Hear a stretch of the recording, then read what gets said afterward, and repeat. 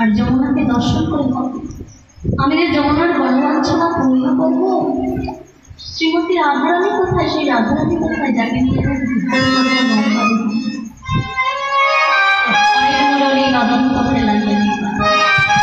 বৃন্দাবনে বাঁশি বাজে একটা নেই, যার যেমন গান বলা শ্রীরামের। একটি গল্প মনে করবো।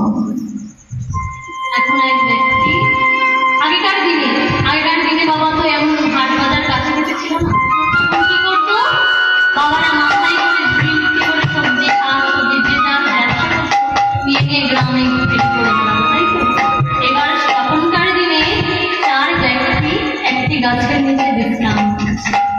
চার ব্যক্তির মধ্যে একজন ছিল মুসলমান, একজন ছিলেন সাদা রঙের পেঁয়াজ ব্যবসা, একজন ছিলেন হিন্দু বৈষ্ণব, আর আরেকজন ছিলেন কোমর, যিনি হাড়ি কলসি বানান। এবার ওই গাছের ডালেই বসেছিল একজন পাখি। পাখি দুটো নিজেদের ভাষায় কথা বলছে, কিচির মিচির কিচির মিচির ডাকছে। এবার যিনি মুসলমান ব্যক্তি সে বলছে কথা বলছে, ওই পাখি দুটো কি বলছে? সে কি বলছে? যে পাখি দুটো বলছে আল্লাহ রসুল খুদা।